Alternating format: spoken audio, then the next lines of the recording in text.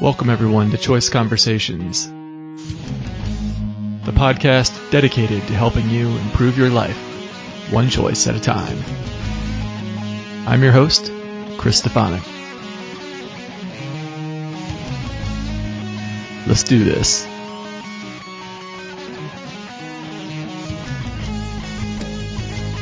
Hey gang.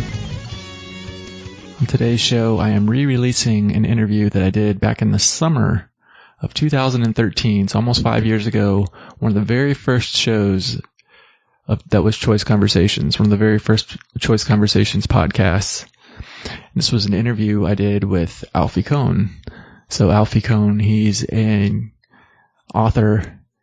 He's written some great parenting books like Punished by Rewards, where he's looked at the studies that show how damaging punishment is, and both punishment and rewards, to raising children, and gives some really fascinating alternatives.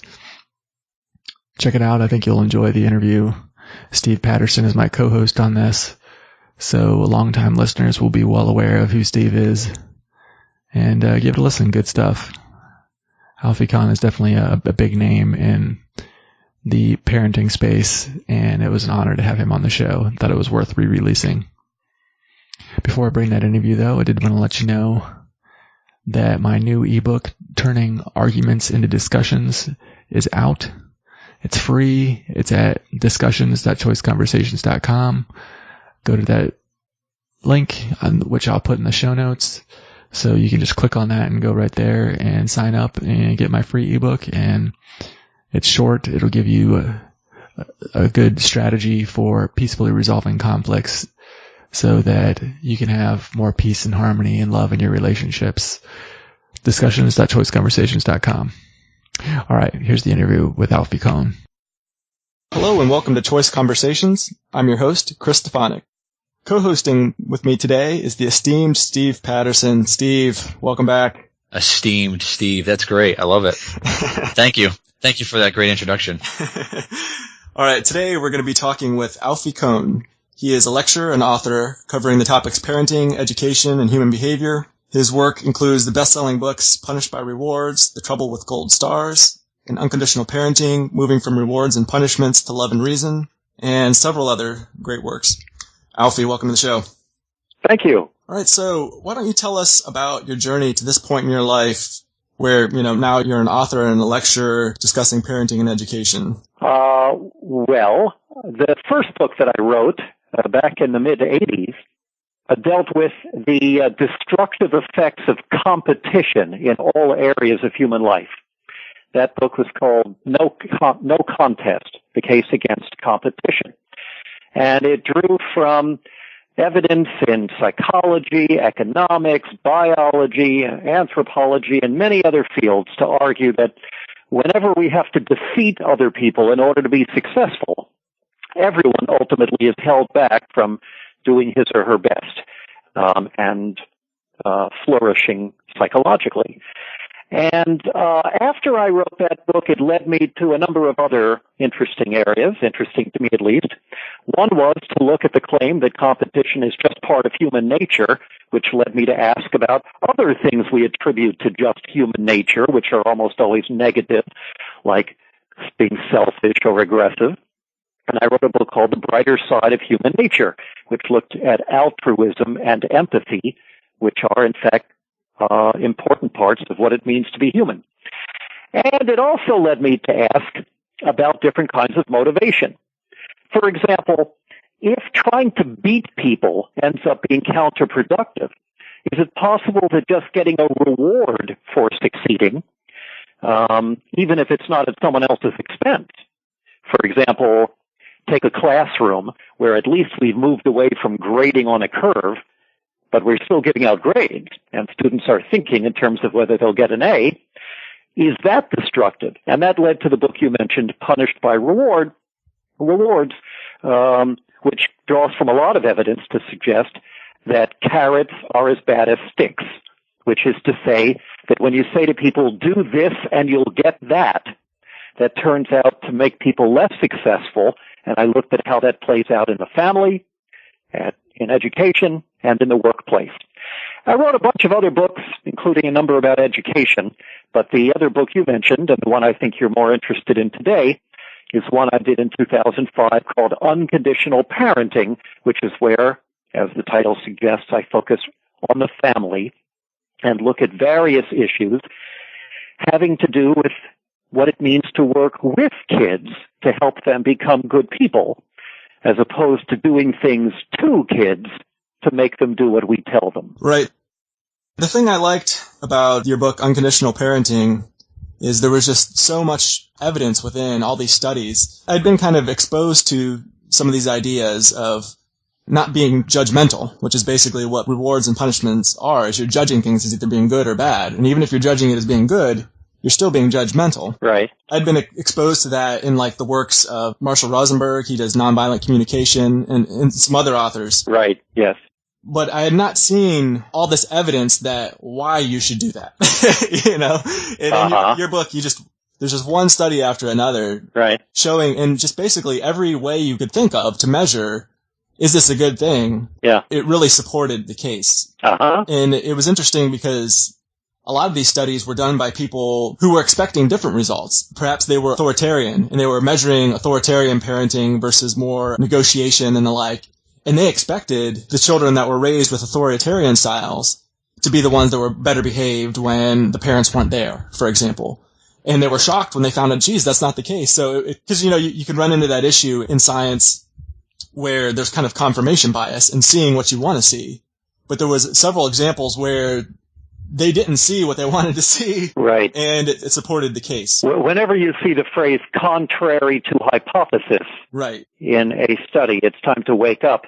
I think the more common experience on the part of researchers, or at least it was the case in the early days of doing this kind of investigation, was even if we assumed that punishment or an authoritarian approach was destructive, we would expect that rewards would be more conducive to what it is we're looking for, or praise would be, for example, because we're often told, don't punish, reward.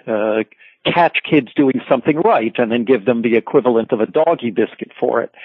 But it turns out that rewards, including verbal rewards like good job, are not really fundamentally different from punishment. They're the two sides of the same coin, and they're both ways of trying to get what amounts to mindless obedience. One of the things I tried to do in Unconditional Parenting is sort of shift the conversation from just, well, then what technique can I use to get my kid to clean up her room or eat his vegetables or do his homework, and instead to ask about the goals. That is what we're looking to try to get. When I do a workshop for parents, I usually begin by asking, what are your long-term goals for your children? How would you like them to turn out? What do you hope they'll be like even after they've grown up and left? And wherever I go, I get the same adjectives, the same kinds of things that people decide they want. I'd like my kid to be happy, to be ethical, to be caring and compassionate, to be a lifelong learner, to be responsible, successful, responsible, and so on. So then the question becomes, do the traditional ways of using bribes and threats help us to reach our goals? And if not, then we have to rethink. Because most parenting books are not trying to help kids become ethical or happy or caring. They're simply tricks to make kids do whatever the hell you want them to do. And as long as that's the goal, the methods will always be disrespectful and ultimately counterproductive. Right. What you want the child to develop is intrinsic motivation rather than external motivation.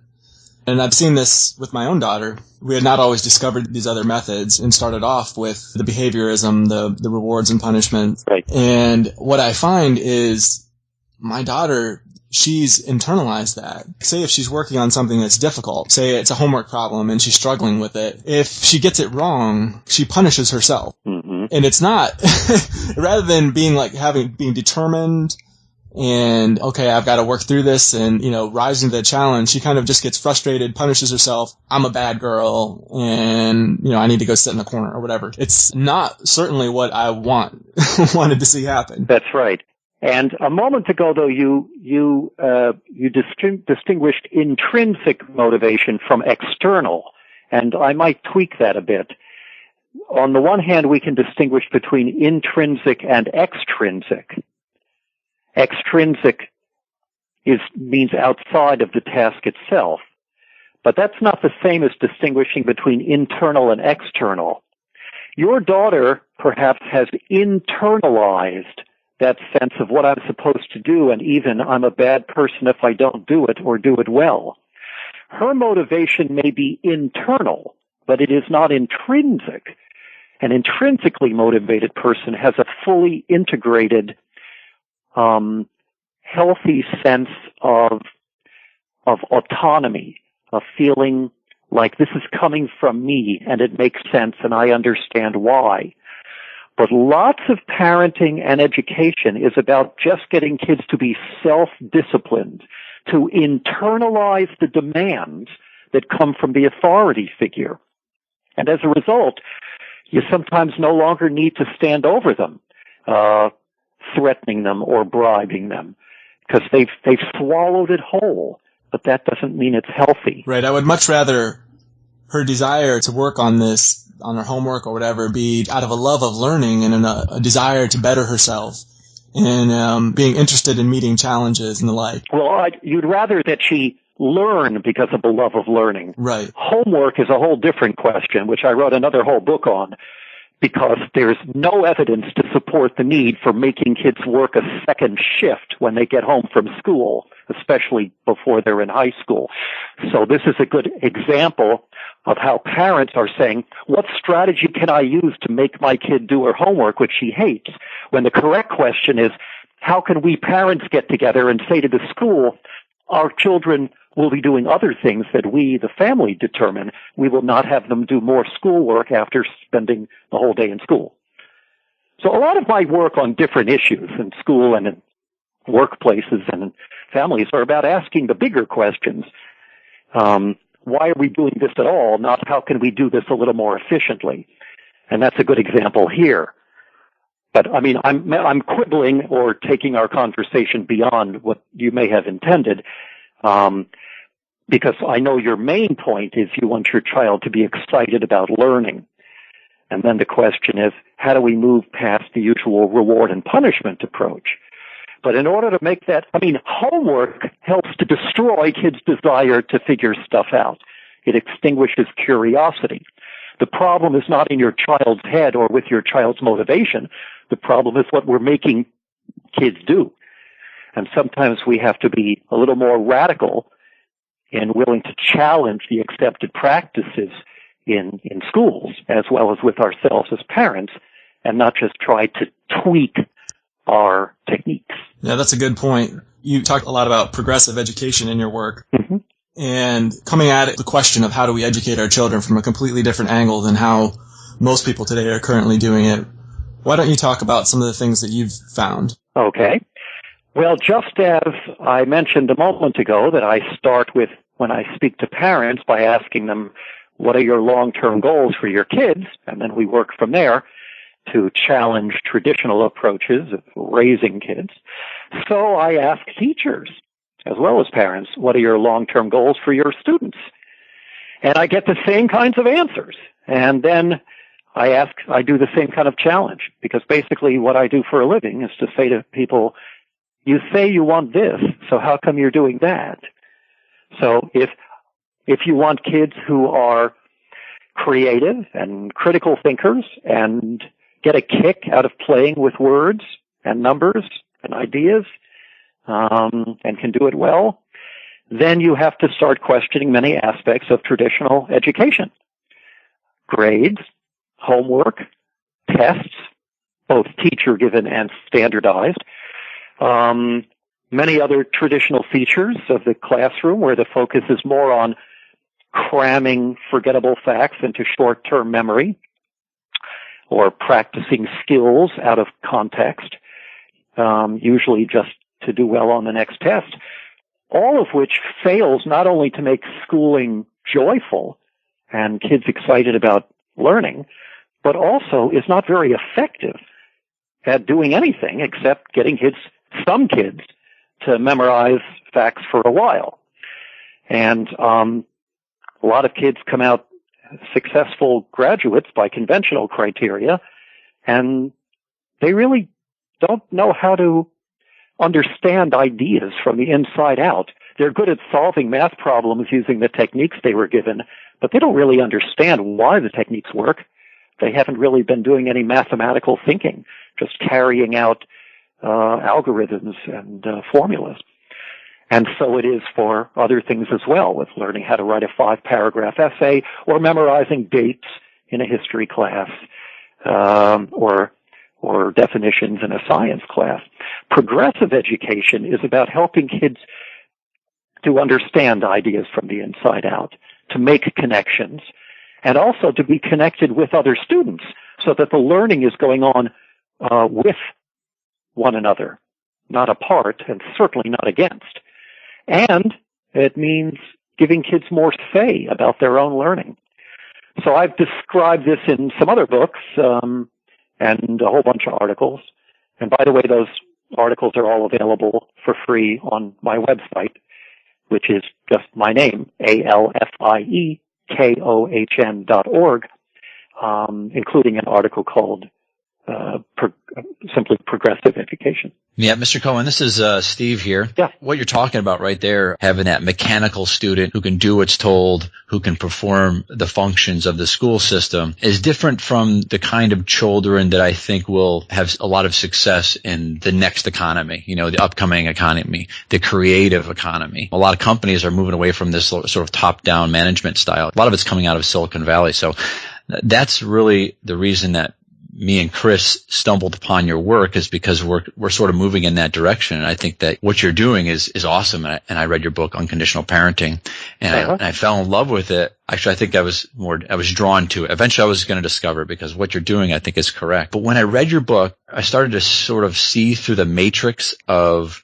this sort of conditionality. Everything is on condition. And I noticed that even though I'd read a lot of great books on parenting, I didn't pick up on this one little aspect here of making things on condition. And I started realizing that it's not only the parenting relationship, it's almost everything in life. The immediate supervisor of mine, there's a conditionality there. We do things on condition. I do things on condition to my friends. Yep. But there seems to be a difference there between the parent-child, and maybe you can explain this a little bit more, because for 2 or 3 days, everything was like, okay, is this on a condition? And you just sort of start recognizing this sort of thing. The difference between the conditional relationships that I have with adults and the difference between the conditional relationships that I have with being the parent to the child. Right. What is the difference there? Those are different, yeah. Well, you bring up a number of interesting points there. I'm not arguing that our relationship with adults and with other children are the same or should be treated the same. And that's true in general. For example, if I say, that was a really thoughtful question, I don't have the same concerns about that as I would have praising a child, where there's a lack of symmetry in the relationship between us, a power difference as well. Second, it is very difficult to imagine a truly unconditional relationship with another adult. Maybe with your life partner, it approaches that, but it's still not the same as the way you feel with your child. And it's certainly conditionality is expected in my relationship with other people. If my dry cleaner starts tearing my shirts, I don't feel like the relationship must take precedence. I'll find another dry cleaner. The problem is our tendency to treat our relationships with our kids, and in fact, even with other loved ones, as if they were economic transactions. That's what troubles me, where that conditionality is introduced. Maybe this is just a quick editor's note. I wanted to clarify the difference between the parent-child relationship and all other relationships. And that would be, it's not voluntary. The child did not voluntarily choose to have their parent. They're stuck with this parent. Now, compare that to the husband-wife relationship. Compare that to the friend-to-friend relationship or service provider to client. Those are all voluntary. Those are all chosen. And they can be ended just as quickly as they're begun. If I don't like the service I'm getting from a business, I take my money somewhere else. What is a child going to do if they don't like the service they're getting from their parents? They're stuck. That's the long and the short of it. It is because of the involuntary nature of the parent-child relationship that having a conditional approach is not appropriate.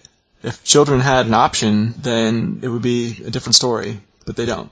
I just thought it was important to make that distinction, so I wanted to insert this in here. All right, we'll get right back to the interview. And that brings me back to the beginning of what you said, where you were complimenting me, but I'm now going to ungraciously pick it apart, which is to say that now we have an understanding of these issues in education, and we need to move in a different way because of what the economy requires. And I winced, because the educational system will never be more humane and effective as long as we're thinking about schools primarily in terms of preparing future employees. As long as economics, with all of the conditionality and the competition involved in our economic system, is driving the way we teach kids, we are not really going to be doing what's best for the kids themselves in terms of learning. And one of the reasons is that we are focused not only on the kids themselves now, but just as future adults and in terms of their role in an economic system.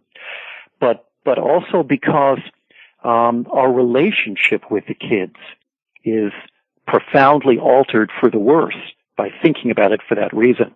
I mean, you and I could also discuss whether there really is a substantial change in the way corporations see employees now. I've been hearing this for as long as I've been doing this, for decades, that now we finally have a new age where we want teamwork and creativity and people thinking outside the box. And frankly, I don't buy it. Just because it's more tech doesn't mean we've moved substantially toward a more democratic approach. It's still about seeing employees conditionally. And so I think if we want to value children, we have to stop using economic and corporate models and metaphors and methods, as well as invoking economics as the reason to educate or raise children differently. I think what Steve was referring to, and I'll let him confirm this in a minute, was just that in our modern world, the technology is allowing us to automate many jobs that previously somebody who didn't require a lot of thought for someone.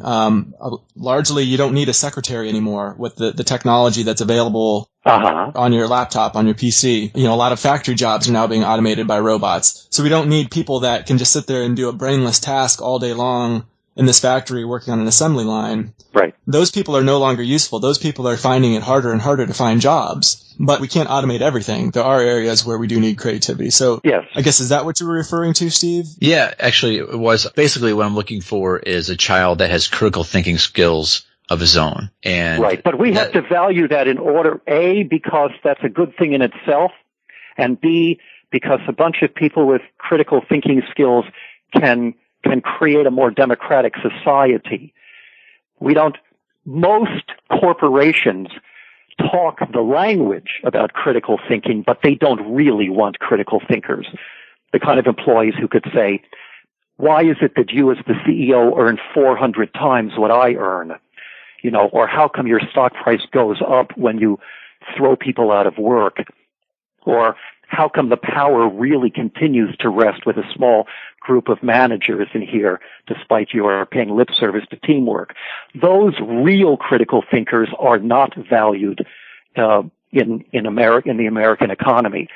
But that doesn't mean we shouldn't teach kids to be critical thinkers. I think we need to do that. You just don't try to justify it in economic terms, which I think is disingenuous, and also there's better reasons to want that.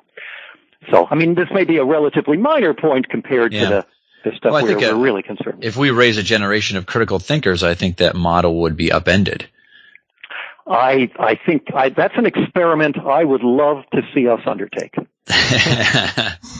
Right. One of the questions that I have is when we're talking about this is, I think it's such a simple question, I'm almost even afraid to ask it. But I think it has a lot of weight here, and that is, what kind of kids can we expect from this method of unconditional parenting where nothing is put on condition? I'd like to say I know the answer, but I'd like to hear how you would answer that. So what are we creating here? Well, let's be clear about what unconditionality means and doesn't mean, because many traditionalists who are very upset by this idea have turned it into a caricature where it means you let kids do anything they want. Correct, that it becomes permissive parenting, where you stand by and let children basically raise themselves, and that is decidedly not the case. Parents have a critical role to play in setting an example, in offering unconditional support, but also guidance and feedback, and many other things. So this is working with parenting, as I describe it, is a lot harder than laissez-faire, doing nothing parenting. It's also harder and more challenging than doing to parenting, where you just tell kids what to do and how you're going to punish or reward them accordingly. So once that's understood, I think kids who are accepted unconditionally are able to accept themselves unconditionally and develop the sense that I can screw up sometimes, I can fall short, but I'm still fundamentally a good person. And that gives people the psychological wherewithal to take more rational risks, to try more things, to reach out, and also, though it may seem paradoxical, to be more caring people who are able to form better relationships with others and be concerned about the needs of others. Kids who have been raised accepted conditionally, where their parents give them lots of love and applause and high fives and hugs and treats only when the kid is impressive or well behaved, learn to accept themselves only conditionally. I'm a good person only when I am doing well in school, when I'm thin, when I'm funny, whatever it is. And that unstable and conditional self-esteem, we know from lots of research, is not conducive to healthy development. So unconditionally accepted kids know their limits and are also less self-centered than kids raised in more traditional households. They're willing to take chances and try things they may not succeed at, and they're also willing to reach out to other people. That's great stuff. So, Mr. Kohn, I'm going to go ahead and link to your website in the show notes. Great. Is there anything you would like to direct the listeners to when they go there? Or? Oh, no. As long as they can see the website, they're perfectly free to decide what, if anything, they want to explore on the website. Great. All right. Well, thank you so much for joining us today. My pleasure. I enjoyed the conversation. All right. And Steve, it was nice to have you back on the show. Oh, it was great. I'm here because of Mr. Kohn. I love the book. I love this conversation. It's funny how, since I've read your book, I see conditionality in other people. Talking to you right now, I realize that a lot of times I use high fives. Of course, it's very difficult to unprogram myself from a lot of the things that are surrounding me, my culture, my upbringing. It was a great time having a conversation with you today, so I appreciate it. Oh, good. I'm glad you found it personally relevant as well. Thanks so much to both of you for your interest in this. All right, it's our pleasure. Okay. All right. Take care. All right, I hope you enjoyed that. I'll put a link to Alfie's book in the show notes. Click on that, buy it. Really great read. So cool to get to interview him. And just such a powerful message. One that really has the ability to change the world. We just need to get that message out to more people. All right, folks. Thank you so much for joining me today. Take care of yourselves. And remember, make the choice to be great.